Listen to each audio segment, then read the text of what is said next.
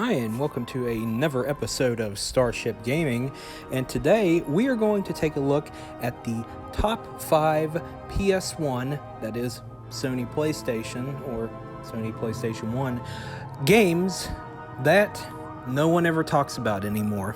So let's get started. And I should add that that's in the horror genre. I kind of forgot to mention that. Number 5 on our list is Clock Tower for the PS1. In Japan, also known as Clock Tower 2. And the reason why is the Super Famicom got the first Clock Tower, I'm assuming. So, yeah, we're not going to get into the Japanese version today. We're going to only talk about the North American versions. So if you live in the UK or anywhere in Europe or Asia, I'm sorry to disappoint you today, but at least you will be educated on the North American version. So I can say that much. But if you live in North America and you don't know about any of these, you're going to be educated on these if you've never heard of these. So let me get into some details now. So Clock Tower was a 3D point and click horror survival adventure thing, and I remember playing this years ago, and it actually was a really good game, a really decent horror related game, and I honestly liked it. And of course, any of these games that you'll see in this list, you might want to play for the month of October, of course Halloween and whatnot. So take any of these games that I'm going to name as suggestions for what you might want to order and play before Halloween. So Clock Tower makes our list because you literally never hear about this game or the series very much anymore. I mean, back in the 90s, you heard about quite a bit. Of course, there's Clock Tower 2 in the US, well, North America, I should say, and it did become pretty popular, but the first Clock Tower, the first North American Clock Tower, you never heard about it hardly. It was one of those things that you kind of saw like on the shelf, and you're like, oh, there's that one. But everybody played Clock Tower 2 that I knew. Like growing up, everybody had Clock Tower 2. They never had the first Clock Tower, the one you see here. So I always thought that was kind of interesting. So I put that as number 5 on our list. Next up is Nightmare Creatures for the Sony PlayStation 1. Of course, if you clicked on this video, you knew we were talking about PS1 games, so I don't know why I'm saying that. Anyway, Nightmare Creatures not only came out for the PlayStation 1, there's also an N64 release, and I believe there was a PC release. So basically, it was a horror survival game that was released in 1997, and it basically came out hot on the heels of the success of Resident Evil. I don't know if the developers at the time was trying to go for a Resident Evil feel. I mean, you can tell that they were attempting to, just from the atmosphere and the feel of it. But honestly, I think if you want to determine whether they tried to be like a clone of it, which it really wasn't, but it kind of was, I want to leave that to everyone else's opinion of what they think about it. And interesting enough, it got a sequel, Nightmare Creatures 2, not too long after. And it almost had a film adaptation. It was announced in 2000 because of the popularity of the series that it was actually going to get a film. Not sure which studio. I didn't really dig that deep on it. I just know about it. Actually, I've heard for years about a Nightmare Creatures movie being made. A friend of mine who I know is a fan, and he's probably watching, he probably hopes that they made one too, but it's unlikely that one will ever get made. As to whether they'll revive the series, it doesn't look very likely that they will revive the Nightmare Creature series. It would be nice to get an HD remake for like PS4 and Xbox One and Nintendo Switch, but I don't see that ever happening, or at least not anytime soon. So Nightmare Creatures, number 4 on our list.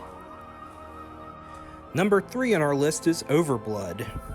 And this was a horror survival game once again, but honestly, it's one that you never really hear about.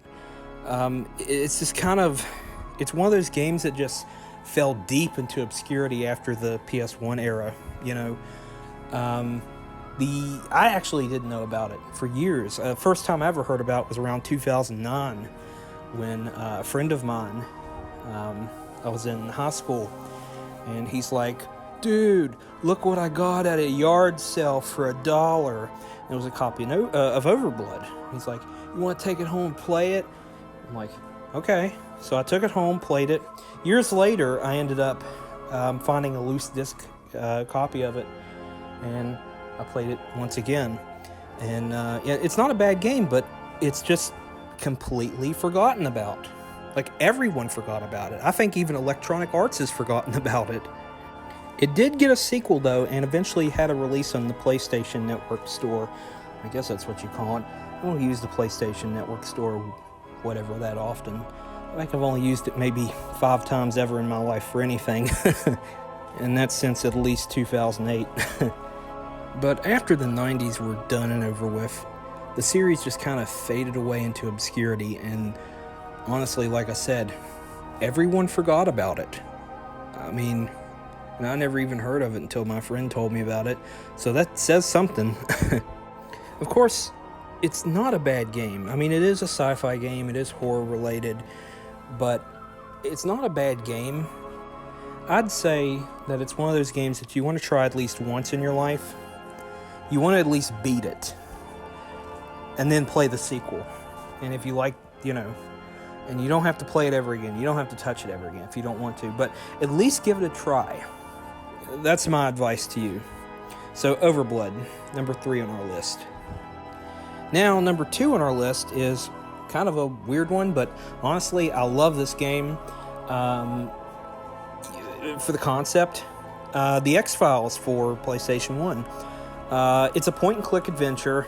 It's based on the TV show. Of course, if you've lived under a rock for like the past 40 years, or you've lived in a bunker or something like those people in Blast from the Past, and you would never have heard about this game, but you probably heard about this game. And like I said, honestly, it's one of my favorites. I actually remember buying this used from a pawn shop in 2001 with my father for about $10. And I took it home. It took me about 2 or 3 years to really master this game because, being a point-and-click, adventure, it got to the point that I worked out a system to where I could memorize the responses, the correct responses and everything, and I used a notebook and wrote down all of that stuff, pretty much. Not saying that I did the same thing with LA Noire, but so long story short, it definitely was a forgotten about game. A lot of people seem to have forgotten about it, and it only recently, in the past at least 4 or 5 years, has begun to get recognition again. And probably 99% of the cause is because of the X-Files revival a few years ago, which now has seemed to gone dead again. So let's hope that we get more X-Files episodes in the near future, because I could definitely do with some more X-Files, especially new stories. So the X-Files, number 2 on our list. And number 1 on our list, and sorry the picture is kind of fuzzy, I was trying to find a cover that looked decent instead of just showing an image. Evil Dead, Hell to the King for the PlayStation 1. Of course, you already knew what it was for. This game is very, very largely forgotten about, and I'm not quite sure why. I think it's because of the Evil Dead property. Of course, there were a couple Evil Dead games during the early 2000s, and this one kind of just got lost in the shuffle and was completely forgotten about. Basically, you return to the cabin from the first 2 movies, and that's pretty much the premise. You fight off, evil. Oh, a lot of Evil Dead fans are like, oh, I go into detail. I don't have to go into detail. You know what I'm talking about. I've seen the movies. I'm a fan. Trust me. More of an Army of Darkness third film fan, but you get the picture. So yeah, this game was largely forgotten about. I've asked all kinds of people, and they don't seem to remember it. Even hardcore horror fans who are, or people who collect PS1 games, or even horror video game fans, and they don't seem to remember this one for some reason. I don't know if it was because of poor promotion on the part of THQ, or if it was just certain stores didn't carry it, or if it just wasn't a popular game. But I picked up a copy at a flea market for $10, and which was a little overpriced. But I really wanted to play that game. This was like back in 2000. Let's see, when was that? I want to say 2008, 8 or 9, because I also picked up Scarface: The World Is Yours from the same person for $10 at a flea market, which it may have been going for that much. I mean, it was only like an 8-year-old game at that point.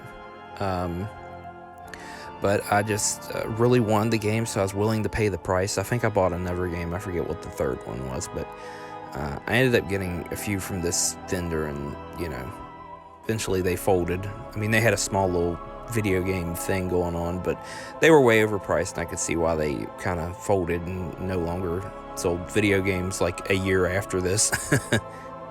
But, this is a forgotten game, but you definitely need to try it. You need to at least play it once in your life. I like it. It's not as good as some of the other Evil Dead games that are out there. But you should definitely give it a try. And it is totally forgotten, and that's why it deserves the #1 spot on our list. So I hope you enjoyed today's episode. Of course, this is October, and we will be doing spooky stuff all month. So don't forget to like and subscribe. It really helps out. If you do, it encourages me to make more videos and make faster, come out with them faster. So don't forget to like and subscribe. Hit the bell if you want notifications of when we do more awesome videos. And until next time, I will see ya.